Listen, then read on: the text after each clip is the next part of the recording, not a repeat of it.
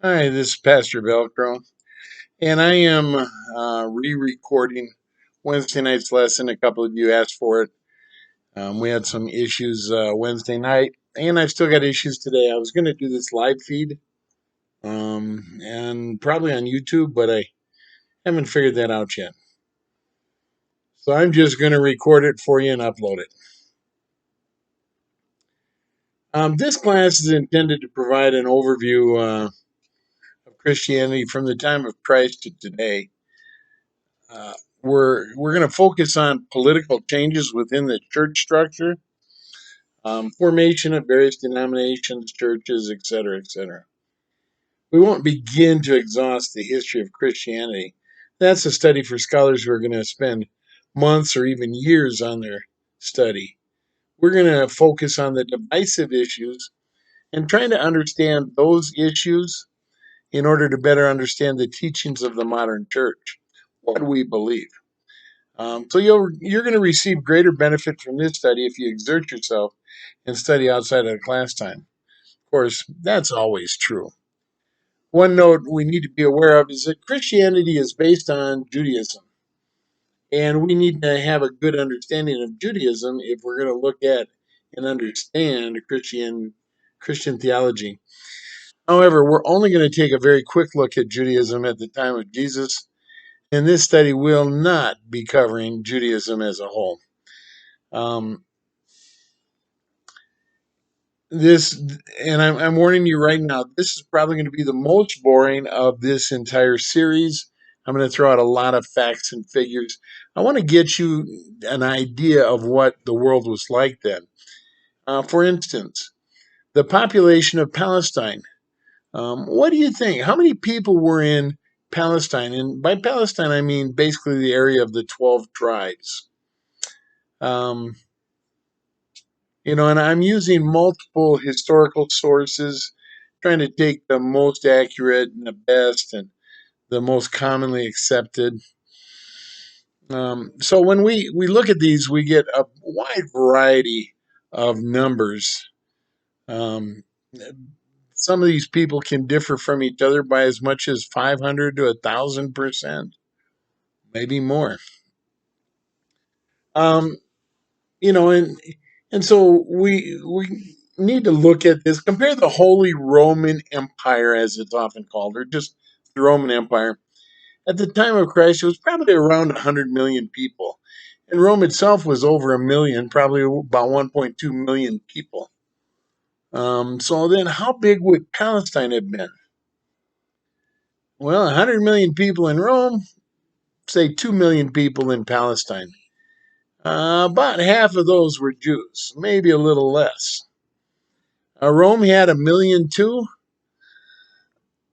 Jerusalem, well, numbers vary anywhere from 20,000 to 2.7 million, making it bigger than Rome by more than double. Now, it was probably around 600,000 or half of Rome. How would you like to live in one of those cities with no plumbing, no sewers, no garbage or trash collection? Yeah, all the rich people, they lived out in the country. Um, So when we look at, for instance, the birth of Christ, and King Herod had all the baby boys killed in Bethlehem, how big do you think Bethlehem was? Bethlehem and Nazareth, where Jesus was raised, were both probably around the same size. If you ask people to guess, they're going to say 2,000, 10,000, 20,000, something like that.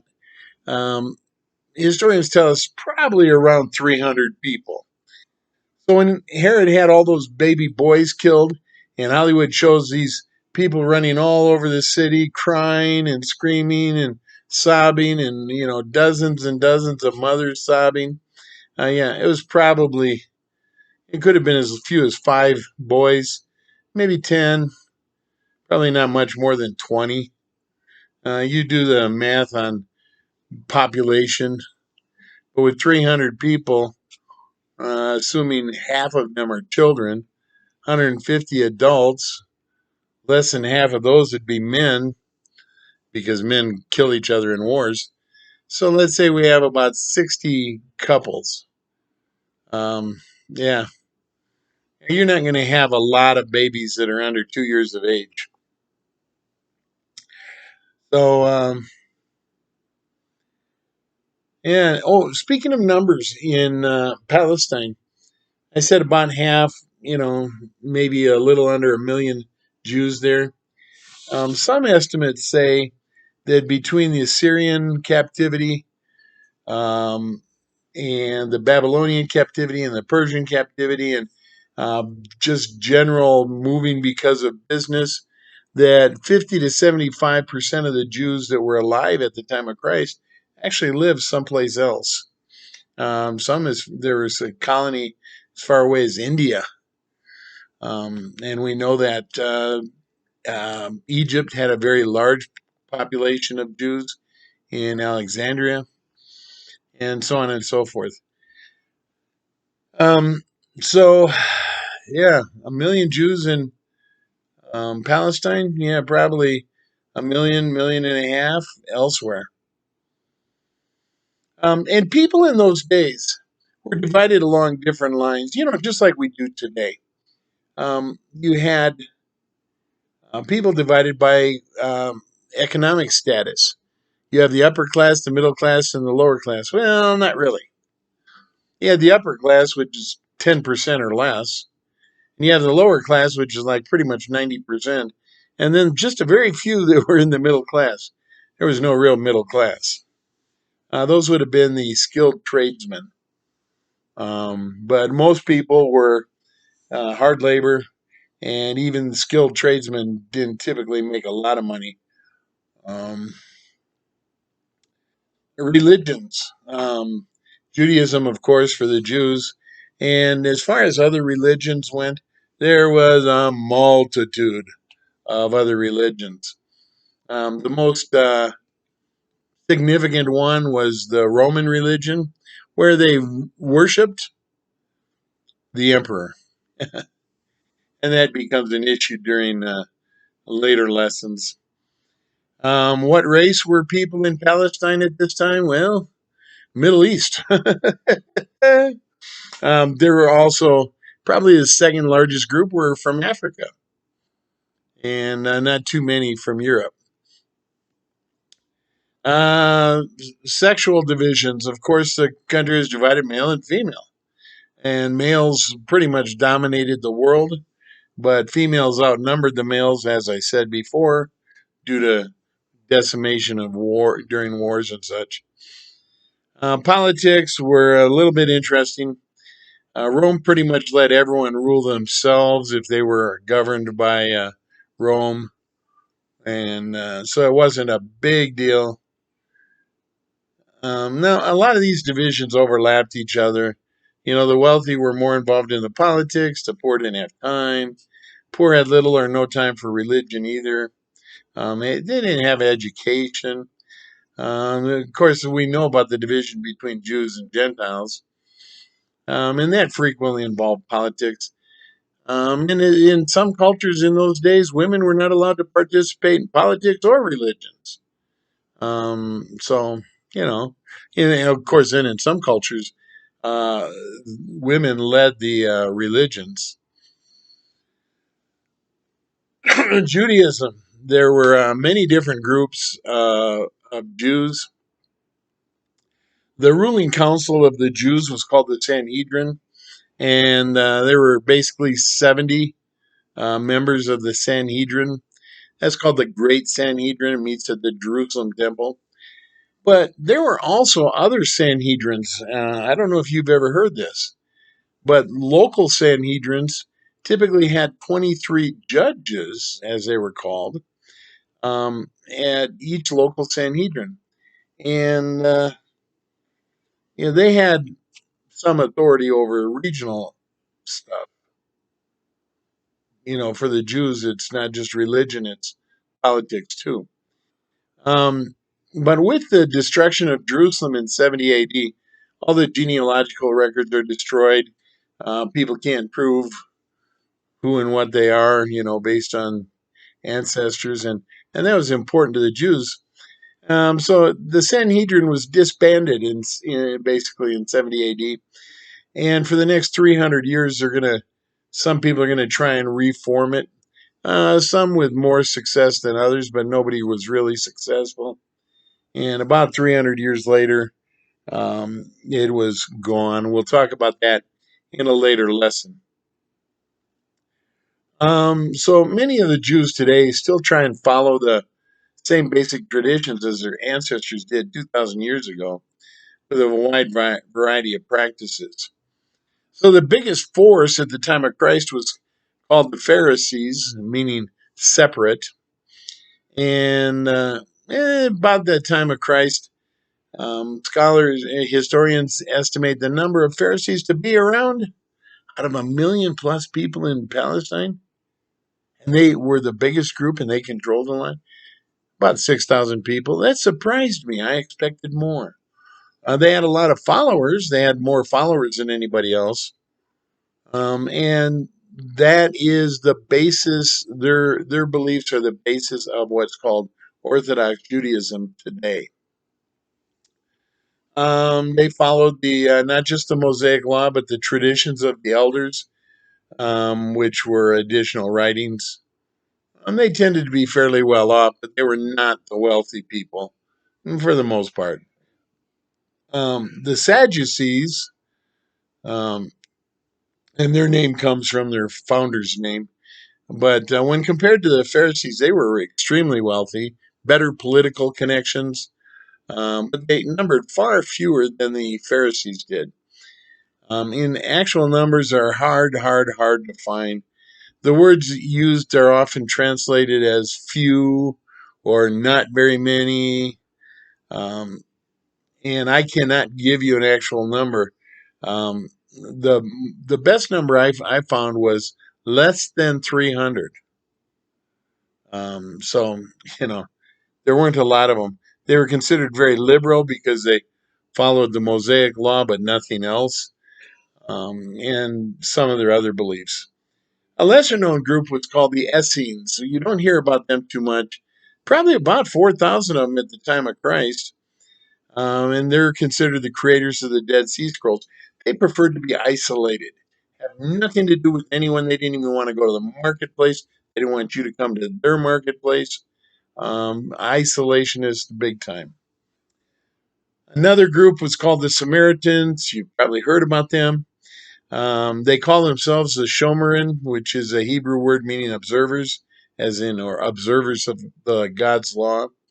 Um, they were typically, you call them half breeds. I mean, they were Jews that had intermarried with Gentiles. Not all, but that's the majority of them. Basically, they came out of the 10 tribes. They had a small family of Levites that was part of their um, area, and at the time of Christ, they probably numbered quite a bit under 1 million people. I'm not sure how much under, um, but yeah, 400 years ago, I found some numbers said they numbered less than 150, but in 2003, I found a survey that said they now had about 655 members. Their name for God is Shema, which means the name. And if you understand Jewish traditions, Deuteronomy 6:1, we often say that starts the Shema. Hear, O Israel, the Lord our God, the Lord is one. Same word, Shema. That's what we call that, the Shema. Um, their religious practices were very similar to the Jews. I'm not going to go into that right here. And you've probably heard about proselytes or converts to Judaism. There's another term that you don't hear about much, and you should. It's called God-fearers. These are Gentiles who believed in God but hadn't converted to Judaism. These two groups, but especially the God-fearers, were a large part of the earliest converts to Christianity, especially those that came from outside of the Jews' culture. the Jewish nation. So early Christians, by the way, were considered a sect of Judaism. And at first they got ignored by Rome because of that. Yeah, they're just weird Jews. Um, so the vast majority of early converts to Christianity that were Jews still remained faithful to their Jewish practices. Um,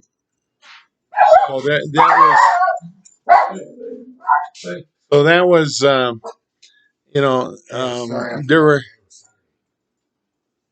there were other people that were called Nazarenes, and oftentimes these um, Jewish Christians were called Nazarenes. Another group of Christians was called the Hellenists. That was a word that non-Greeks used, or even Greeks used, to talk about somebody who wasn't a Greek that embraced the Greek culture. When used regarding Christians, Hellenist typically meant somebody that was a Gentile that became a Christian. And one more group I want to name out. Uh, most of us can probably relate to this group. An early portion of Christianity, a sect, if you will, was a fairly large group.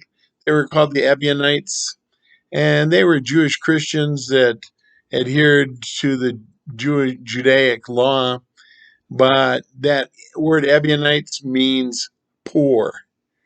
So the majority of them were Christians who were raised in Jerusalem and devout to Jewish practices.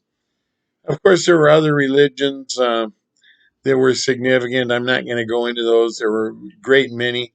The Greeks, in particular, had different groups called the Cynicism, the Skepticism, the Platonism, the Epicureanism, the Stoicism, and beyond that, beyond the Greeks, you had the what's often called the mystery religions. So you had Mithraism and Eleusinian, and those are groups that they believe that you had to have some secret right or seek some way to get in that was super secret until you knew what was going on. And the Romans and others often thought Christians were a mystery religion because they had this secret rite where they eat the body and drink the blood, and so they got to be cannibals or something. It did cause some confusion. In Egypt, you had Isis, and Osiris. Um, among Christians, the biggest group that was John in particular was arguing against was Gnostics. Um, Basically, they believe that there's a difference between God that created and the God of our world. They call them emanations. God that created was so perfect that he couldn't touch any of us. So he created another God who created another God, created another God, and so forth, until there was a God that was evil enough to create us. Um, they also got their name because they believed they had special knowledge. And Gnostic comes from the Greek word gnosis, which means knowledge. And interestingly, the word agnostic, meaning without knowledge, was derived by a man named Thomas Huxley in 1871 to describe his view, meaning he opposed the spiritual knowledge taught by Christians. Gnosticism came in many forms, and I'm not going to go into them. They're in my notes here, but Docetism, Marcionism, Arianism, Apollinarianism, Donatism, Montanism, um, just little variations, some a little more than others. So, in the first century, Christianity, of course, begins with the story of Christ, well documented in the four Gospels, and we're going to skip over those books for now, at least. But for a time frame, Jesus died considered around 30 AD. The date is debated. And then comes the book of Acts, and it's the beginning of the church. It starts with the story of the disciples in Jerusalem and follows the spread of Christianity from not just from Jerusalem out, but from Judaism and out, including especially the story of Paul is reaching the Gentiles. And we're going to skip over that for the most part right now. That's not what this study is about. We'll come back to the scriptures later. Um, so our story here really begins around 65 to 70 AD. 70 AD is the destruction of Jerusalem, and that was significant for Christianity because it it caused Jews to scatter from Jerusalem. Well, a lot of those were Christians, and that's called another dispersion, like the earlier ones I mentioned, the diaspora. So the center of Christianity kind of moved from Jerusalem to Antioch of Syria, which was probably less than half the size of Jerusalem, but close. And by 400 AD, it was said that Antioch was half of the people living there were Christians. I found that very interesting. Um, Another very interesting region that I barely mentioned is part of what we call Asia Minor today, northwest corner of Turkey. It's called Bithynia, whatever. Um, and these people embraced Christianity very fast. It was right on the edge of the region that we call Galatia, or they called it Galatia back then. And so that's where Paul wrote the book of Galatians. I don't know why I included that in here, but I did. So I say it. Um, Rome was the center of the world. It's estimated that by 250 AD, less than 3% of Rome's population was Christian. Um, so, in the ancient world, cities were the center of society regardless. And remember, the majority of Christianity's converts came from the lower levels of society. And that makes sense because the upper crust, they're content with their life. They don't need anything. They see no reason for change. So embracing a religion is for the people that want something to change. Next week, we're going to look at the spread of Christianity to Africa. It's an interesting study because in Africa, even the upper crust, the upper levels of society, um, embrace Christianity to a large extent. And we're going to talk about Africa, North Africa, next week, and we'll cover that for the most part from the time of Christ to today. And we won't refer back to Africa too much. This discussion next week is going to include, though, the first really major split of Christianity, which is why we ended up with Africa being quite quite a bit different. Um, we had a lot of martyrs in the early days, people that were killed for their faith. Justin Martyr, again, that's where we get the name, um, and so on and so forth. Rome at first was very tolerant of Christianity, as I mentioned earlier. But when they began to understand what Christianity was all about, their tolerance ended. Done. Um, and, they didn't really object so much to the fact that the Christians wouldn't worship their emperor as they objected to um, that the Christians were seeking converts. And to Rome, that's almost like an invading army. Um, so martyrdom became rather commonplace when Nero blamed the Christians for the Great Fire in Rome in 64 AD. And yes, that really happened. All right. So I'm going to put some questions out on the internet for homework questions. I'm going to talk about monks and monasteries. And the second question is the one I'd really like you to focus on.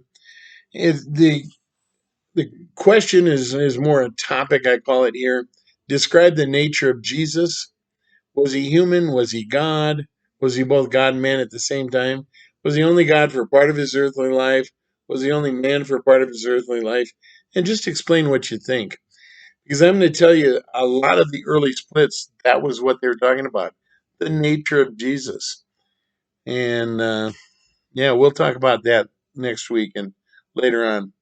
Topic number 3, explain the Gnostic beliefs, why they were a danger.